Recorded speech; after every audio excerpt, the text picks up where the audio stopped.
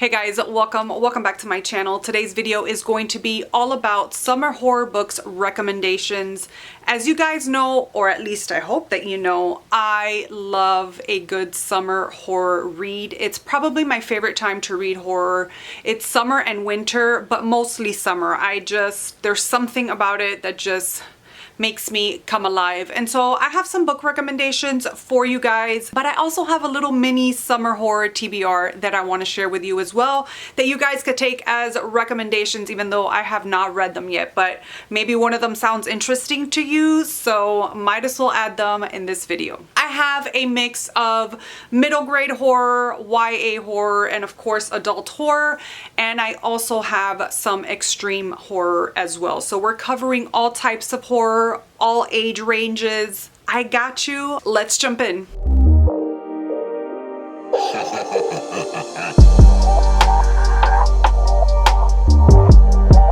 We're gonna start off with the middle grade recommendation. It's the only middle grade that I have at this moment, and it's Wretched Water Park by Kirsten White. It is part of the Sinister Summer book series. This is book one, and I talked about this a little bit, maybe not even in my June TBR, because I do want to read the second book, hopefully the third. I didn't talk about the third book, but I loved this one so much. I read this one last summer, and this has to do with the Sinister Winterbottoms. That's the family name, and the kids, there's 3 kids.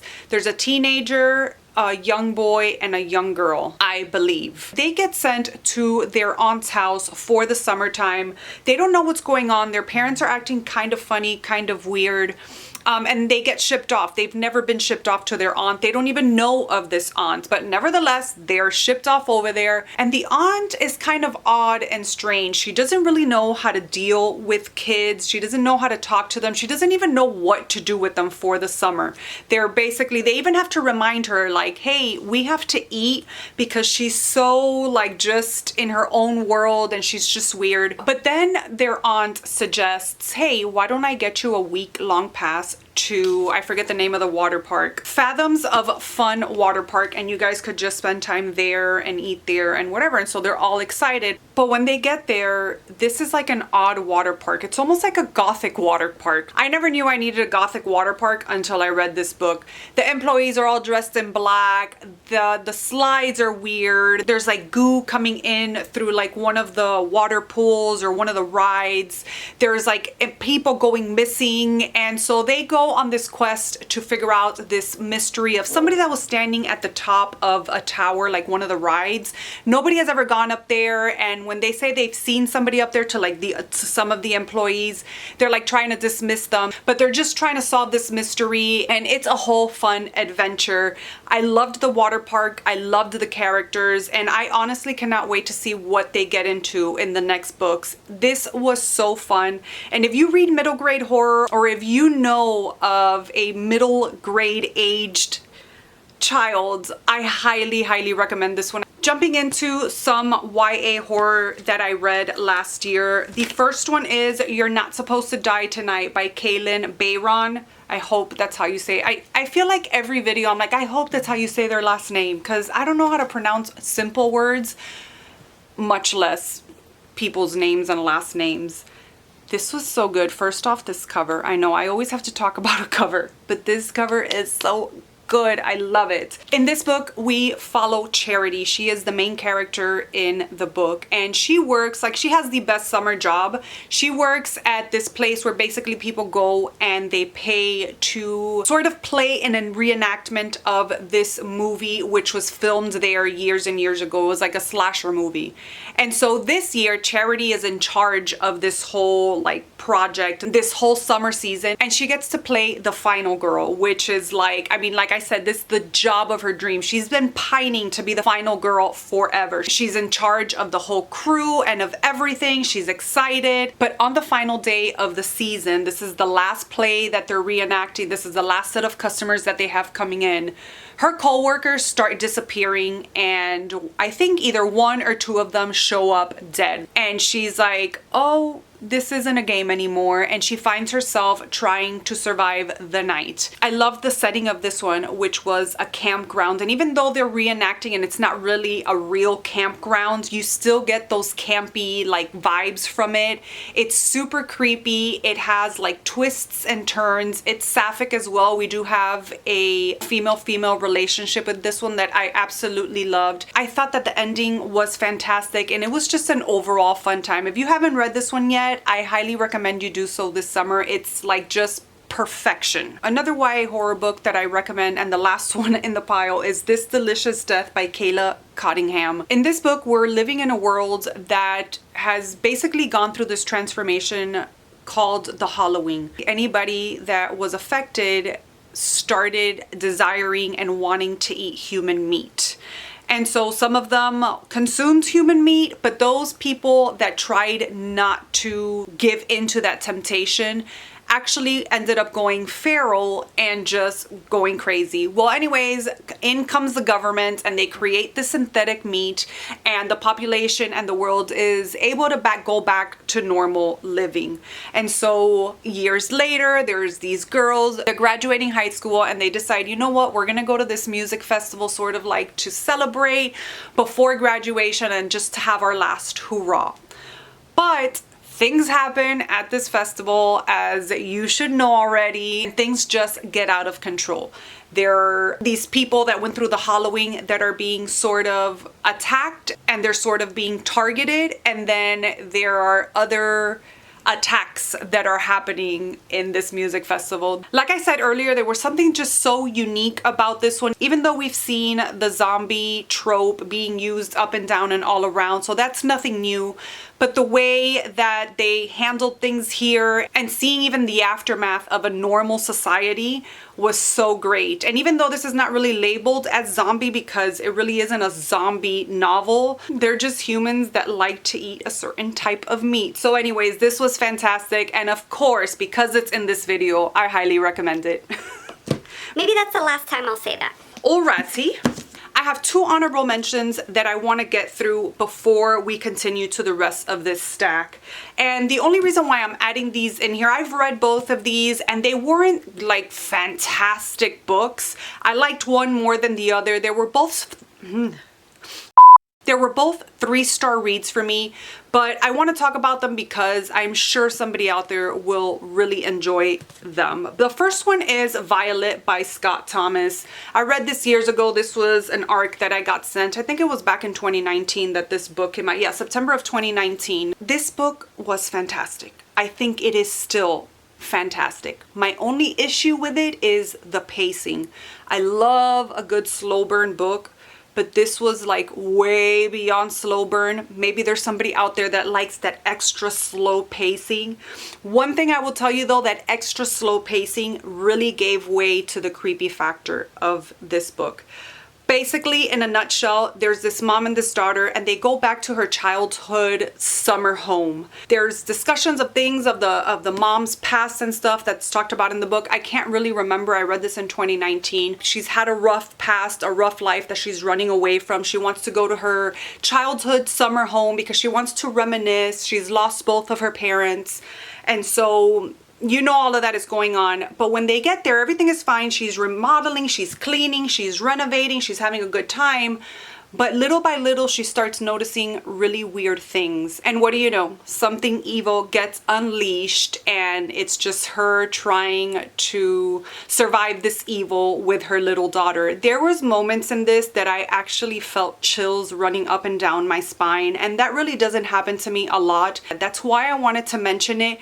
Just know that if you go in, it is a very slow-paced book, and it is kind of a chunker. But Scott Thomas, he is the author also of Kill Creek.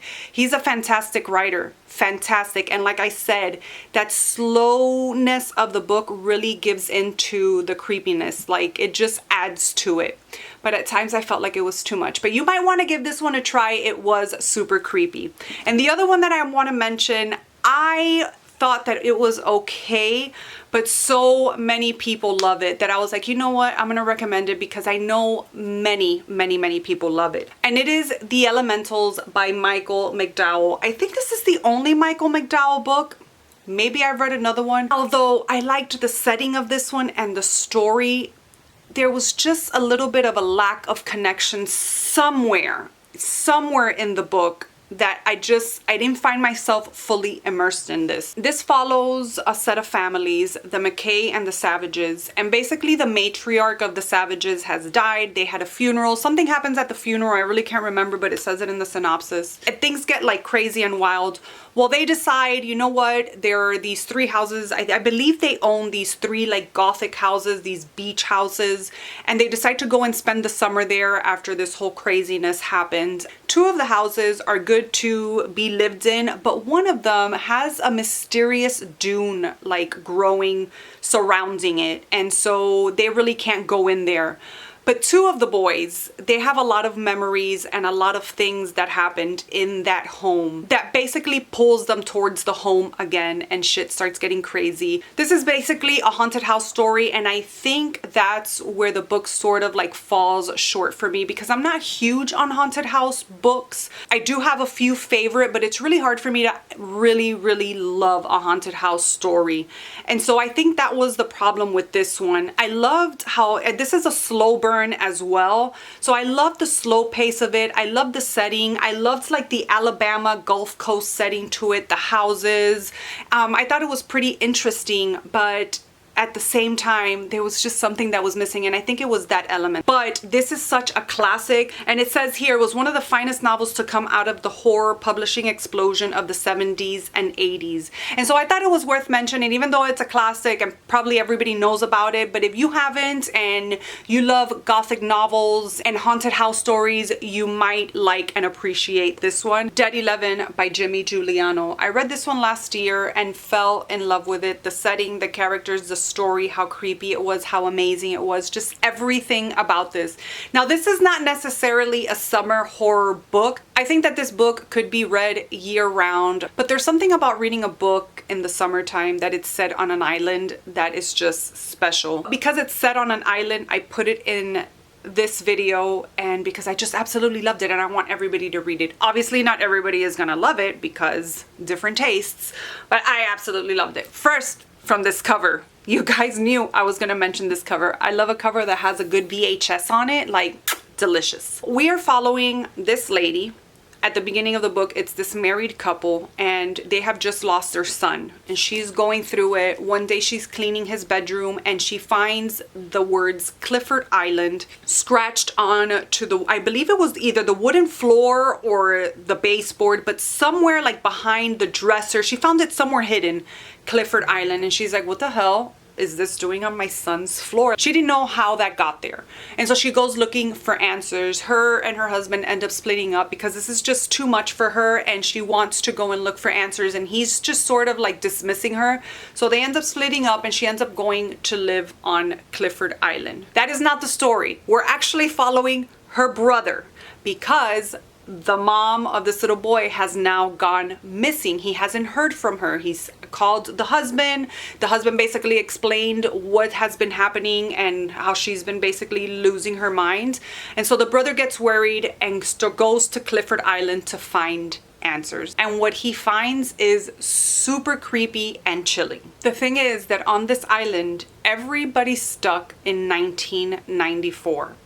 And the same things happen over and over and over and over again. There's just something weird, creepy, and cult-like happening on this island, and Harper is set to find out the truth. He teams up with another girl that lives on this island, Lily, and she's sort of like sick and tired of this island. She wants to expose it because every time she goes to the mainland, everything is so normal, but it's not back at her house. So she teams up with Harper, and they're trying to find truths, and they're trying to expose lies. It was just a wild ride, and I loved it so much. Like I said, the setting was so good, and even that backstory of everybody staying stuck in 1994. Like, one of the examples is that they would walk by, like somebody would walk by somebody's house, and if you looked inside, they would be watching the O.J. Simpson trial, like all the time, like playing and playing. Not all the time in the same day, but like if you pass at that same time every single day, they would be watching that.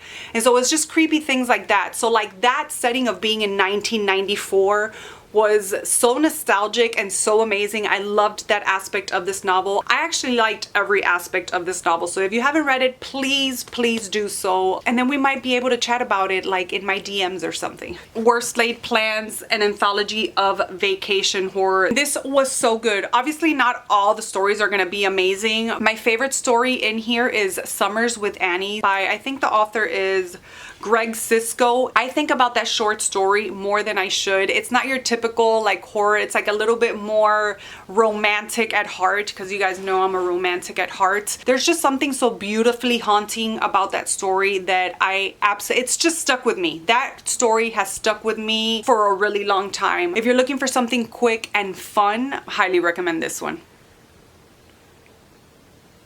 So good. Wasps in the Ice Cream by Tim McGregor. I sort of like just lost my speech there for a minute. Oh, I love this one. I think I've talked about this one on my channel before. I'm not sure, but this is such a great coming of age story. We have movie theaters, we have ice cream carts, we have a weird family, and we have the cool boy that somehow becomes friends with the weird family in town, the family that everybody talks about. They live outside of town, they're weird, they never go out anywhere. But this cool boy sort of befriends one of the sisters, one of these weird sisters, and it's just a story of him and that friendship and just the lengths that he goes through to sort of cover up that friendship, but also gives into the friendship more and more. I know that doesn't make sense. I don't want to say too much about this because this is a very short book and I always gush about this, but this is perfect for summer. There's like a supernatural element to it in the backstory. This was just great. It was a good old time. And if you read any of these books that I'm recommending here today, I mean, you should read all of them. But this one, I love this one because I just love a good coming of age story, and this does that perfectly. Ex-Boogeyman by Christopher Triana. I recommend this for the summertime because it is a slasher novel. Here we're following a set of characters. We have Jonathan and we have, I think her name is Lola Lang. They actually played in a movie together back in the 80s. It was a slasher movie. It was like part of a franchise. It was a greatest thing. But that was back in the 80s. 30 years have passed by and here we have Jonathan just living in the past. He goes to like conventions where he does signatures for like people that love the franchise and stuff. But he learns of a remake that they're making of the Lunatic movie.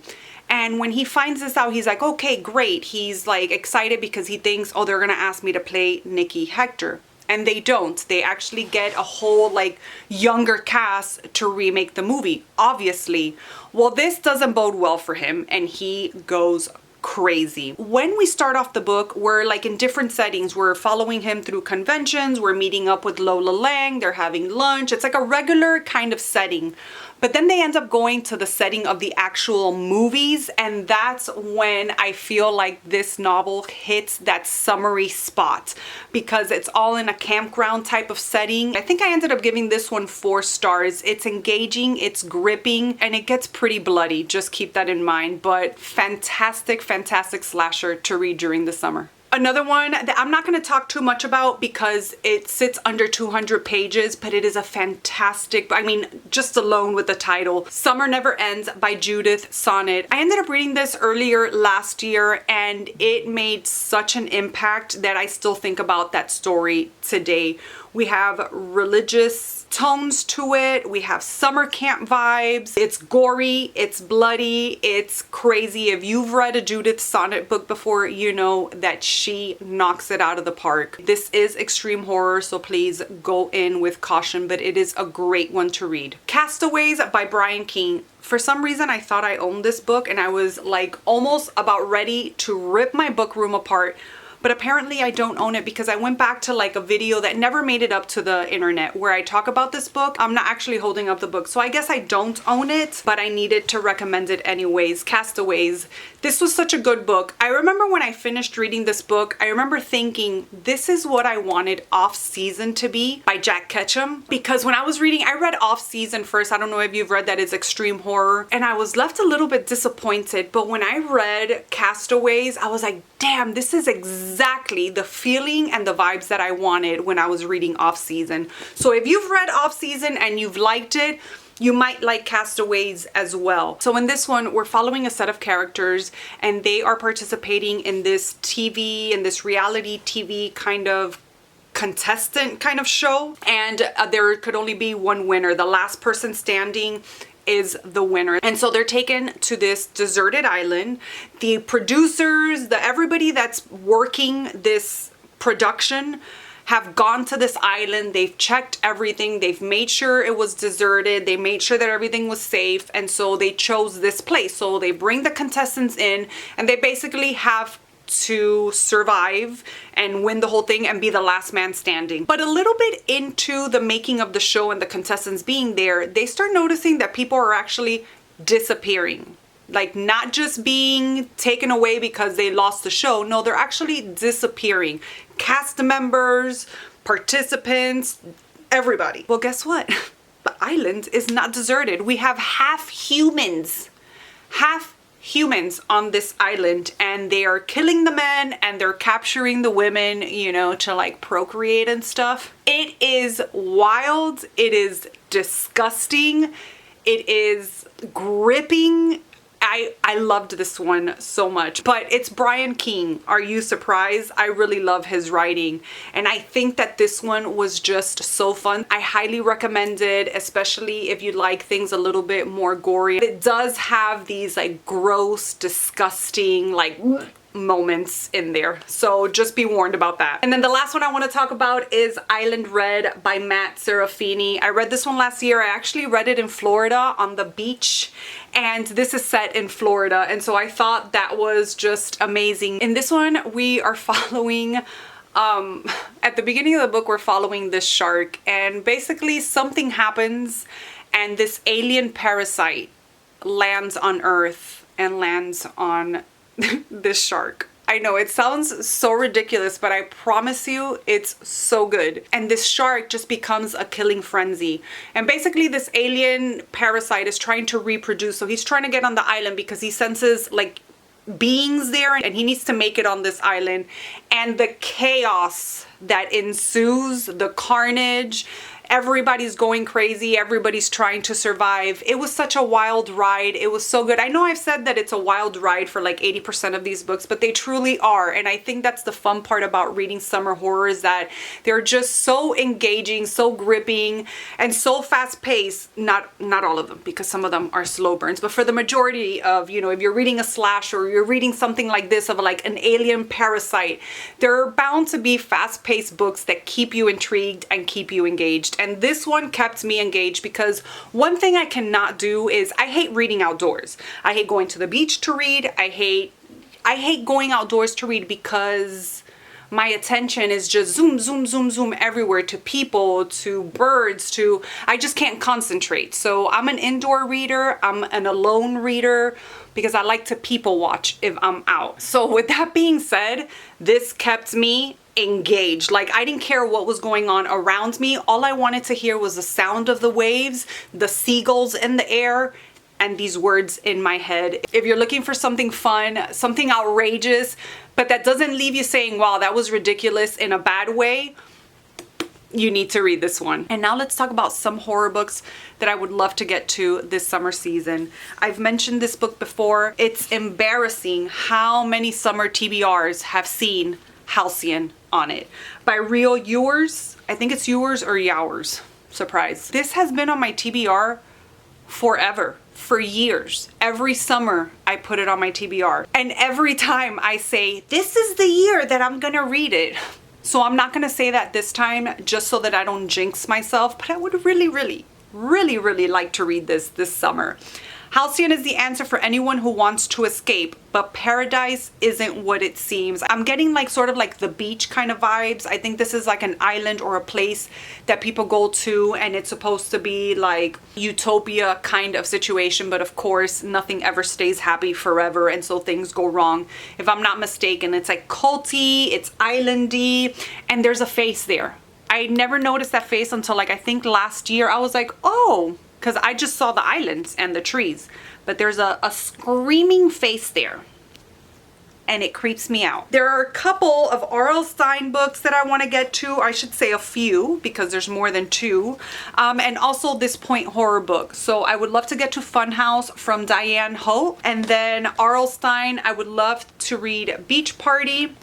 I think I have read Beach House. I can't really remember, and I see a little tab in here. So if I've read it already, like if I start reading and I see that I've read it, I won't continue. But if I haven't read it, then I'll go ahead and finish it. I should have checked before. But I also want to read I Saw You That Night. This is an old library book, and they covered it with that like plastic or like sticky kind of thing.